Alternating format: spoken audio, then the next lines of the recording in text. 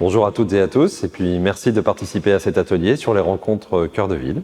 Donc, je m'appelle Hervé Guillard, je suis maire de la ville de Saint-Brieuc et je suis vice-président en charge du développement économique pour notre agglomération. Saint-Brieuc, c'est un peu moins de 50 000 habitants et l'agglomération, c'est un peu plus de 150 000. Sur ce territoire, il y avait un projet qui s'appelait le projet Totem de l'innovation, qui n'avançait pas. Il était un petit peu bloqué, donc en tant que nouveau maire et dans mes responsabilités à l'agglomération, je me suis investi sur ce projet parce que l'idée de ce projet, finalement, c'était quoi? C'était d'aider tous les porteurs de projets qui ont un projet d'innovation à enfin trouver une solution. Le totem de l'innovation, c'est ça, c'est réunir un certain nombre d'acteurs, c'est fédérer et c'est de trouver un lieu symbolique, un lieu qui les représente pour que toute l'innovation qui est présente sur un territoire puisse s'y exprimer. Pour faire ça, c'est pas si évident que ça. Vous avez sur un territoire des opérateurs institutionnels. Chez nous, on a la chance d'avoir la CCI, le CNAM, la Chambre des métiers, et nous avons aussi quelque chose qui est très puissant, puisqu'il est connu dans le monde entier, le zoopole et le technopole. Donc nous avons un pôle recherche. Et l'idée, c'était de marier tout ça avec des entreprises dans un lieu unique. Le principe, c'est fédérer, relier, incarner. Voilà, c'est un petit peu le triptyque que j'ai essayé d'apporter sur ce projet. Relier et fédérer des entrepreneurs, relier et fédérer des institutions qui savent apporter de l'aide sur un territoire, et puis incarner, c'était valoriser un immeuble gigantesque que l'on a à l'entrée de la ville, qui donne une vue magnifique juste sur la baie et sur la mer. Cet immeuble est vide parce que les administrations publiques étaient dedans, sont parties, et quoi en faire? Alors la difficulté, c'est qu'on est rentré dans ce projet par cet immeuble, et ça, c'est pas possible. Il faut rentrer dans un projet par la capacité à incarner et à rassembler des gens. Et ça, c'est peut-être la deuxième étape que je pourrais évoquer avec vous. Sur Saint-Brieuc, on a un écosystème d'entreprises qui est riche, qui est plutôt basé autour de la TPE, la petite ou moyenne entreprise, mais il est surtout très diversifié et très réparti sur le territoire. Et la vraie difficulté, c'est de permettre d'unifier ça sans demander aux gens de bouger d'emplacement, de changer d'emplacement. Ils ne cherchent pas des locaux d'entreprise, souvent ils en ont. C'est plutôt une sorte de façon d'assembler, de faire se rejoindre, de fabriquer une communauté, on pourrait dire, qui doit être au cœur de cette richesse d'entreprise que l'on a. Donc, le projet Totem de l'innovation, c'est de faire une vitrine de l'innovation.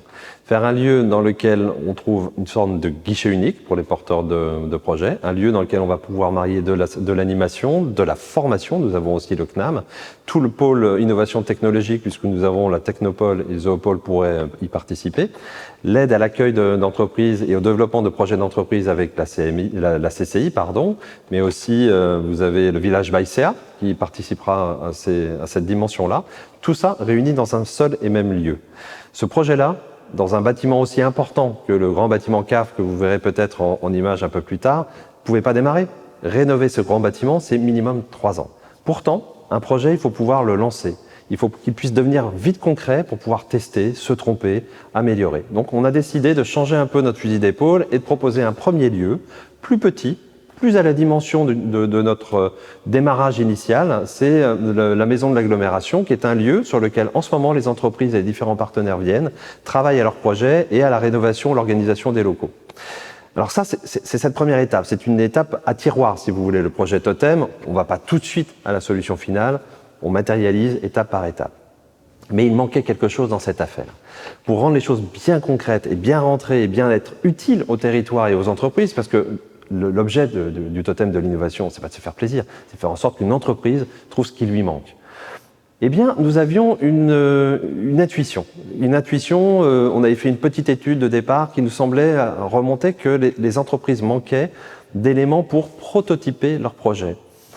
Alors, on a discuté de ça un jour avec la Banque des Territoires en leur disant, on pense que ce serait peut-être une porte d'entrée efficace pour rentrer sur le projet Totem de l'innovation, ne pas être que sur du théorique et du virtuel, mais être vraiment directement utile à une entreprise. Il faudrait mieux étudier ce projet de prototypage. On l'a appelé un Fab Lab Pro.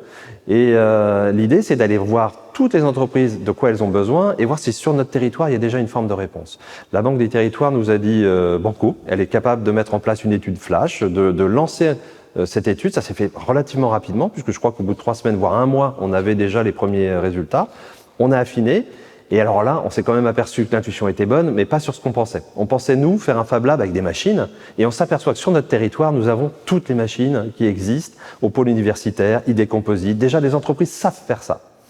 Mais un porteur de projet ne sait pas quelle porte d'entrée dans cette affaire-là. Donc notre Fab Lab Pro, c'est quoi? C'est déjà organiser, ordonnancer tout ce terreau qui est déjà présent sur notre territoire à nous pour prototyper.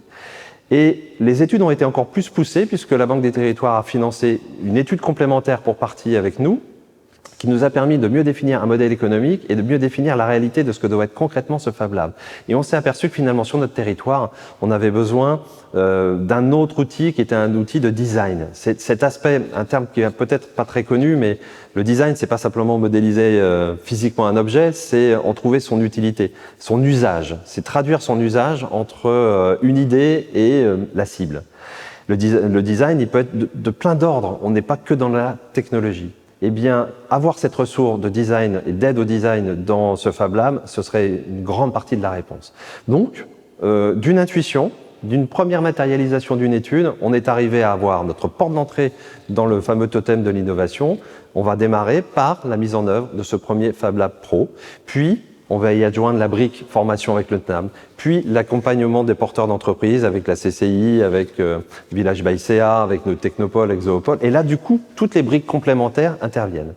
Qu'est-ce qu'on va demander à l'agglomération? Eh bien, l'agglomération lui demandera de coordonner cette affaire-là et sans doute d'initier peut-être 1 ou 2 postes en partage avec les autres pour qu'il y ait ce cœur vibrant de tout projet qui est un homme ou une femme qui a cette compétence, qui sait faire vivre un projet et qui sait fédérer autour d'elle.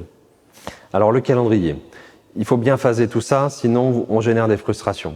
C'est un projet qu'on va imaginer au moins sur 3 ans, puisqu'il nous faudra 3 ans pour rénover le bâtiment final.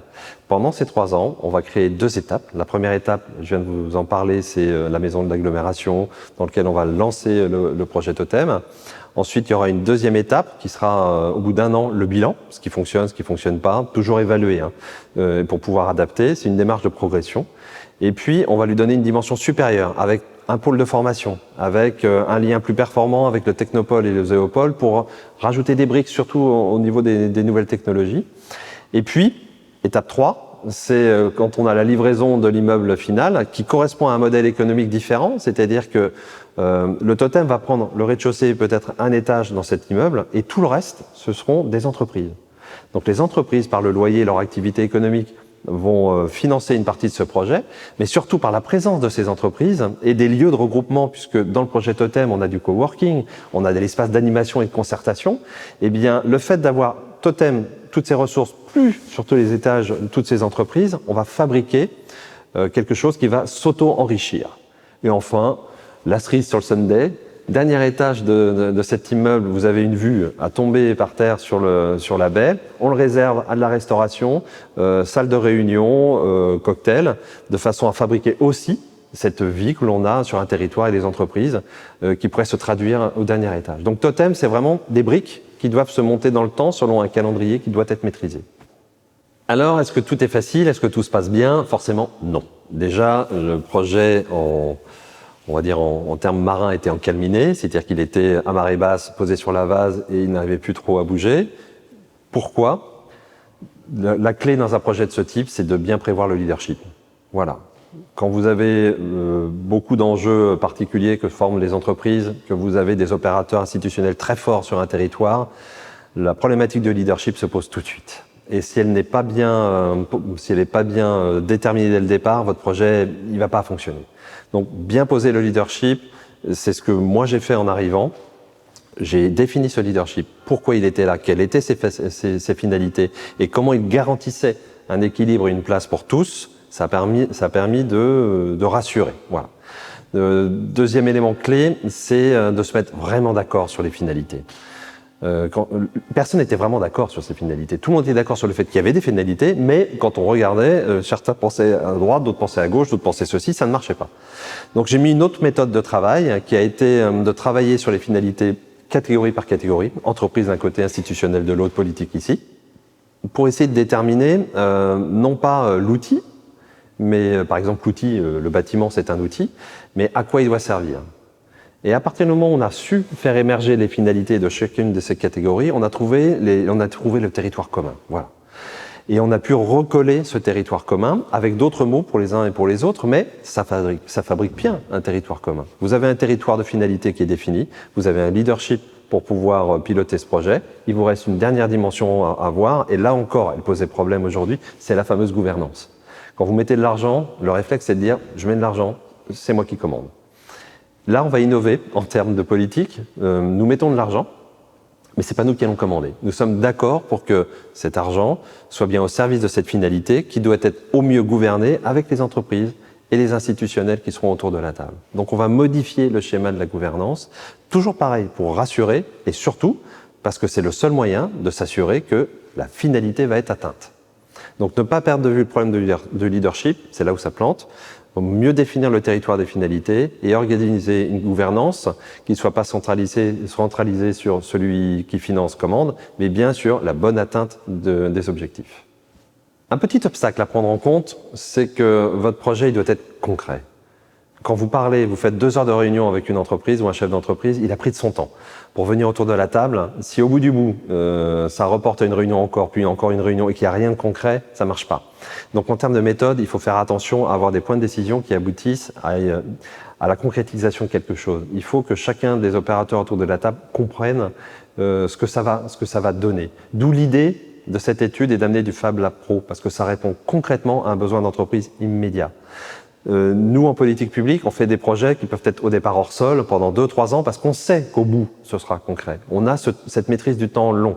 Le chef d'entreprise n'est pas dans le même paradigme, il faut que nous le prenions en compte. Et ça a été une des difficultés, on a monté ce projet comme un projet de service public classique, du long terme, et on sait que ça aboutira. Un chef d'entreprise, il désengage si au bout de 6 mois, ça n'aboutit pas. Donc, il faut ramener ce concret, c'est ce qu'on a su faire. Et ensuite, en termes de méthode, il faut toujours donner à voir où on va. Attendre 3 ans pour monter dans un bâtiment, c'était pas permettre de matérialiser toutes ces étapes. Tout de suite rentrer par un bâtiment plus simple, plus humble, moins coûteux, mais avec une clé d'entrée concrète comme le Fab Lab, c'est donner à voir tout de suite. Et là, vos partenaires, ils rentrent dans la boîte, on va dire, et ils commencent à modifier les murs, ils commencent à corriger la peinture, le sol. C'est une symbolique ce que je dis, mais ça veut dire qu'ils s'approprient l'outil et à partir du moment où ils deviennent acteurs concrets, votre projet fonctionne. Et ils ont confiance. Donc je dirais, les éléments clés de la méthode, je les ai évoqués. Surtout, prendre garde à rentrer toujours dans du concret, étape par étape, dans ce projet-là. En tout cas, merci à toutes et à tous d'avoir assisté à cet atelier Cœur de Ville. Je vous souhaite une bonne journée. Et puis n'oubliez pas, Saint-Brieuc est une bonne destination.